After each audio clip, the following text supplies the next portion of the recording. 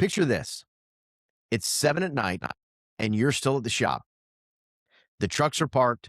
The techs went home hours ago and you're still sitting at your desk finishing a quote that one of your guys could have written this afternoon.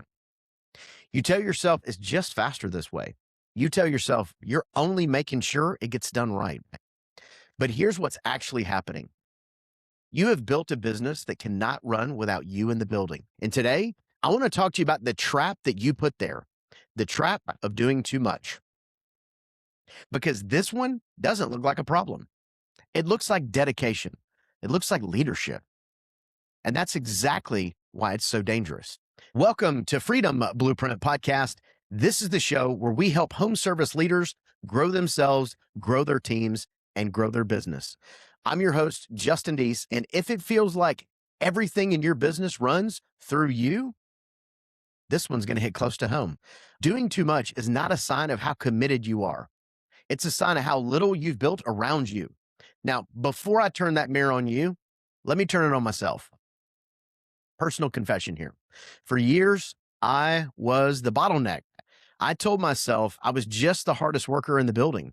The truth is, I didn't trust anyone else to do it the way I would do it. So I held on to everything. And I wore that exhaustion like a trophy. I thought being needed everywhere made me important. It didn't make me important. It made me tired. It made me exhausted. And it made my team weak. So let's talk about what this is really costing you. Because control, it always sends you a bill. You just don't always see it right away. Here's what it looks like. Your team stops bringing you solutions. They only bring you problems.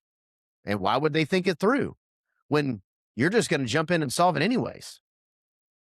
Every time you jump in too fast, you're training your team to not solve the problem and to just take a step back. Say you have a young tech named Jimmy, sharp kid, hungry, wants to grow. But every time Jimmy hits something hard, you take the call and you fix it for him. And you feel like a hero. But here's what Jimmy actually just learned. He learned that when it gets hard, the move is to wait on you. You're not developing Jimmy. You've trained him to depend on you. And then one day you look around and wonder why nobody on your team can think for themselves. It's not because they can't. It's because you never let them. So why do we do this? Why do we as leaders hold on so tight? There's 3 reasons. And I want you to be honest about which one is yours. And if there's more than one, be honest about that too. Reason number 1, it feels faster. You tell yourself it's just quicker to handle it yourself. And in the moment, maybe it is. But fast today becomes your ceiling tomorrow. Number 2, it feels safer. If you do it, you know it gets done right. Handing it off means risking a mistake. So you choose control and you call it standards. Reason number 3, and this is the hard one, it feels good. Being needed feels good. Being the one with all the answers feels good. Being the hero feels pretty good. But every time you play the hero, somebody on your team does not get the opportunity to grow. So which one is it for you? Faster, safer, or feels good? Because until you name it, you can't solve it. All right, so let's get a little bit practical here for a minute. Here's how you start climbing out of this trap. Starting today or tomorrow, depending on when you listen to this podcast, move number 1, make 2 lists. On the first list, write down everything you did this week. I know that seems like a lot, but Cliff Note version's fine. On the second list, write down only the things that only you can handle. Most of you are going to be shocked at how short that second list is. The second thing, find one thing you're holding on to out of habit, not necessity, not the small stuff, something that actually matters, and hand it off to someone.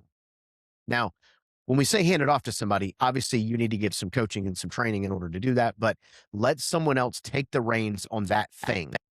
The third move here is when you hand it off, don't just dump it. Set the expectation, define what winning looks like, give them the authority to actually make the call, and then check in on progress without taking it back.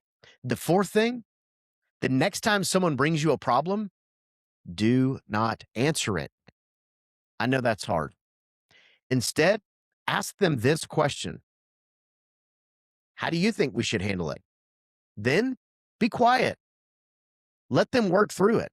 And the fifth thing, this is the simplest one, and it's the one I want you to remember. Coach the mistake. Don't take it back. When your guys get it wrong, that's not proof you should do it yourself. That's the exact moment leadership happens. You coach, you don't rescue, because people do not grow from being told what to do. They grow from being developed. So here's the win. When you stop doing too much, two things get stronger at the same time. Your business gets stronger because it no longer rises and falls with you. And your team gets stronger because they finally get room to grow. It's a double win. A business that can run without you and people who can lead right beside you. Remember when I told you I used to wear my Exhaustion like a trophy? The day I finally set that trophy down was the day my business actually started to grow. Not because I worked harder, because I finally let my people work. So here's your challenge. Before tomorrow ends, hand off one thing that matters, one real responsibility, and then let them carry it. Hey, and listen, if you know another leader who is carrying way too much as well, send this episode to them.